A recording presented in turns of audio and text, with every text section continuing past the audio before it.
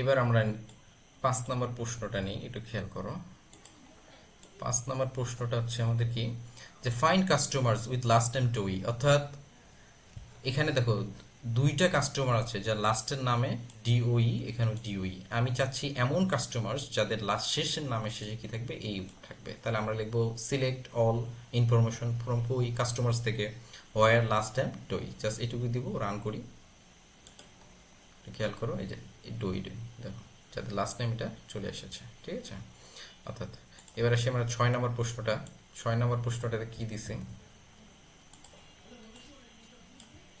6 নম্বরে sort customers by age, অর্থাৎ আমি কাস্টমার্স যে আছে তাদের এজগুলা সর্ট করব অ্যাসেন্ডিং অর্ডারে, অর্থাৎ ছোট থেকে বড়। এটা খেয়াল করো, এটা দিলাম ছোট থেকে বড়। আমি চাচ্ছি যে আমার যে কাস্টমারগুলো আছে, এই যে টেবিলটা আমি তৈরি করছো, বা তোমাকে বলতেছে আপনি যে টেবিলটা তৈরি করছেন এই টেবিলটা আমাকে এমনভাবে সাজাই দেন যাতে এই ছোট থেকে বড়গুলা শো করে। তাহলে আমরা কি লিখবো, select all information start from customers ordered by. এখানে একটু খেয়াল করবা, যেহেতু এই অ্যাসেন্ডিং অর্ডারে চাওয়া হচ্ছে, তার মানে অর্ডার করাচ্ছে, এই জন্য অ্যাসেন্ডিং ডিসেন্ডিং, ছোট থেকে বড়, বড় থেকে ছোট, এগুলো চাওয়ার ক্ষেত্রে যে কিওয়ার্ডটা ইউজ করবো সেটা হচ্ছে অর্ডার্ড বাই।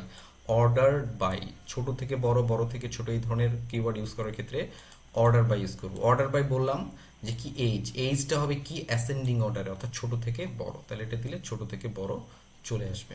আচ্ছা, এবার আসি 7 নাম্বার প্রশ্নে। 7 নাম্বার প্রশ্ন একটু খেয়াল করো, যে এখানে বলছে sort customer by age descending order. তাহলে এখন যদি আমি ডিসেন্ডিং অর্ডারে রান করি, তাহলে দেখো বড় থেকে ছোটতে চলে আসছে, ঠিক আছে। এই এবার 8 নাম্বার প্রশ্নটা দেখি। আচ্ছা, আমি একটা 10 নাম্বার প্রশ্নে যাচ্ছি, এটা একটু খেয়াল করো কিভাবে কাজ করে, এগুলো তো দেখলাম, পরবর্তীতে আরো এটা আলোচনা। 10 নম্বর প্রশ্ন দেখো, ফাইন্ড কাস্টমার্স ফ্রম ইউকে।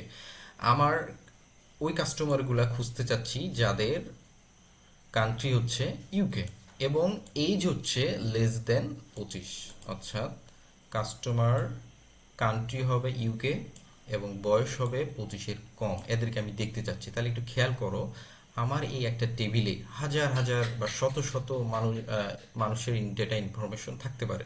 আমি স্পেসিফিক একটা কথা বলতেছি, কত দ্রুত জাস্ট এক লাইন, দেখো এই যে জাস্ট এই সিম্পল একটা লাইনের মাধ্যমে আমরা খুব দ্রুত এটা বের করে দিতে পারতেছি। তাহলে দেখো যে লিখলাম select all customers where country UK, and দিতে হবে, যেহেতু আমি দুইটা ইনফরমেশন চাইছি এখানে বলে দিচ্ছে and age age less than 25। তাহলে এটা খেয়াল করো, এই যে চলে আসছে, একজনই আছে এখানে। খেয়াল করো যে ইউকের এখানে আছে, ইউকের দুইজন আছে, ইউকে ইউকে, কিন্তু বয়স আমি চাইছি কিন্তু লেস দেন 25। তাহলে এই 25টা আসবে না, তাহলে 22-এর একজনই শুধু আছে, ডেভিড রবিনসন। এই যে ডেভিড রবিনসনের ইনফরমেশনটা আমরা পেয়ে গেছি। তাহলে এইভাবেই আমরা মূলত ডেটাবেজগুলা কাজ করে, যে কুয়েরিগুলা। তাই একটু খেয়াল করো যে এই যে শত শত ডেটাবেজ আছে, এই ডেটাবেজ থেকে আমরা স্পেসিফিকভাবে আমি একজন ইনফরমেশন চাচ্ছি, বা একটা এলাকার কতজন এ প্লাস পাইছে সেটা চাচ্ছি, তাহলে জাস্ট এই যে এক লাইন, জাস্ট 1 মিনিটের ভিতর এইগুলো খুব সহজে বের করে দেওয়া যায়।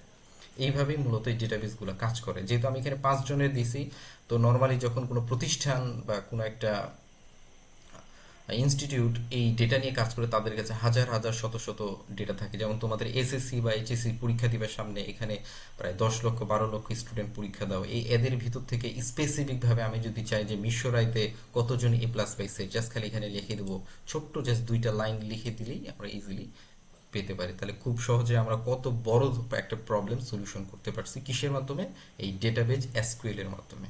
ঠিক আছে, ধন্যবাদ।